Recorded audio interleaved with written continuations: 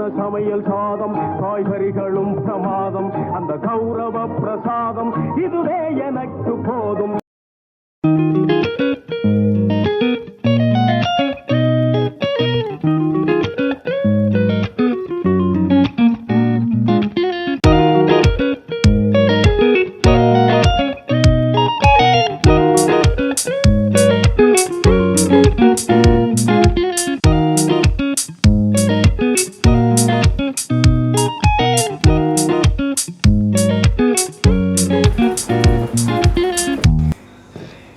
Hi friends, எல்லோரும் எப்படி இருக்கீங்க? காரைக்குடியிலேருந்து கார்த்திகா. இன்றைக்கி செட்டிநாட்டு பாரம்பரிய சமையலில் நம்ம என்ன பார்க்க போகிறோம் அப்படின்னா, பீர்க்கங்காய் தோல் துவையல் எப்படி ரெடி பண்ணுறது அப்படின்னு பார்க்க போகிறோம். இது வரைக்கும் நம்ம சேனலை சப்ஸ்கிரைப் பண்ணிக்கலைன்னா சப்ஸ்கிரைப் பண்ணிக்கோங்க.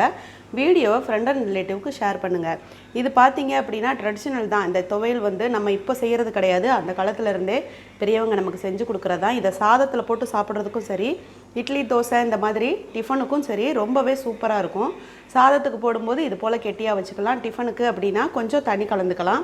ரொம்பவே டேஸ்டானது. இதில் நான் வந்து இப்போ என்ன பண்ணியிருக்கேன் அப்படின்னா, நல்லெண்ணெய் ஊற்றி தாளித்து கடுகு கருவேப்பிலை மிளகாய் போட்டு தாளித்து கொட்டியிருக்கேன். எப்போவுமே தாளிப்பு ரொம்ப முக்கியம் துவையல் அரைச்சிட்டோம் அப்படின்னா.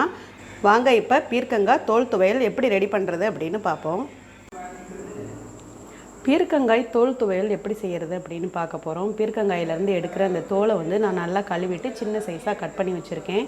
இது கருணக்கிழங்கு தோல், இந்த மாதிரி பீர்க்கங்காய் தோல்லாம் முன்னாடி நமக்கு வந்து துவையல் செஞ்சு கொடுத்துருப்பாங்க. வாங்க இப்போ எப்படி தாளிக்கிறதுன்னு பார்ப்போம். பாருங்கள், ஒரு பாத்திரத்தில் 3 ஸ்பூன் அளவுக்கு எண்ணெய் காய வச்சுட்டேன். கடுகு உளுந்தும் தாளிக்கிறதுனாலும் சரி, அல்லது உளுந்தும் கடலைப்பருப்பு தாளிக்கிறதுனாலும் சரி, அது உங்களோட விருப்பம். உளுந்தும் பருப்பு மட்டும் போட்டு தாளித்தோம் அப்படின்னா டேஸ்ட்டு ரொம்பவே நல்லாயிருக்கும். ஒரு சிலர் வந்து கடலைப்பருப்பு சேர்த்தும் தாளிப்பாங்க. நான் உளுந்து மட்டும் 50 கிராம் அளவுக்கு சேர்த்துருக்கேன். நல்லா இது ஓரளவு நமக்கு செவக்கட்டும். உளுந்து ஓரளவு நல்லா செவந்துருச்சு. ஒரு 10 வரமிளகா நான் சேர்த்துக்கிறேன். 10 வரமிளகா ஓரளவுக்கு போதுமானதாக இருக்கும்.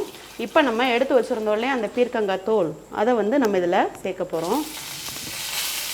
பீர்க்கங்காய் தோல் வந்து நல்லா வதங்கிருச்சு அப்படின்னா நல்ல ஒரு க்ரீன் கலர் நமக்கு கிடைக்கும். அந்த அளவுக்கு நமக்கு நல்லா வதங்கணும். பாருங்கள், பீர்க்கங்காய் வந்து நல்லா தோல் வந்து நல்லாவே வதங்கிருச்சு. நல்லா ஒரு க்ரீன் கலர் நமக்கு கிடச்சிருச்சு.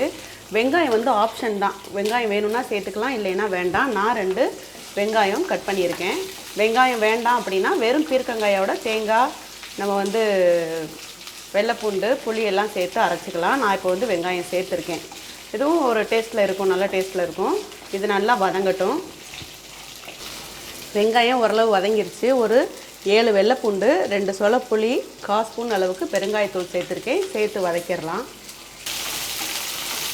எல்லாத்தையும் சேர்த்து வதக்கிட்டு 1/4 தேங்காய் வந்து இந்த மாதிரி நான் பீஸ் போட்டு எடுத்து வச்சுருக்கேன். தேங்காய் திருவி போடுறதுனாலும் 1/4 தேங்காய் அளவுக்கு நீங்கள் திருகி போடலாம். கொஞ்சமாக கருவேப்பிலை சேர்த்துருக்கேன். ஒன்றா சேர்த்து எல்லாத்தையும் நல்லா கிளறிடுவோம். வதக்கும் போதே இது ஒரு நல்ல வாசத்தோடு இருக்குங்க. எப்போவுமே பீர்க்கங்காய் தோல் வதக்கும் போது ரொம்பவே வாசமாக இருக்கும். இது ரொம்ப வாசமாக இருக்குது. இப்போ இதுக்கு தேவையான அளவு உப்பு சேர்த்துட்டு நம்ம அப்படியே அரைச்சிடலாம். எல்லாத்துக்கும் தேவையான அளவு உப்பு சேர்த்தாச்சு.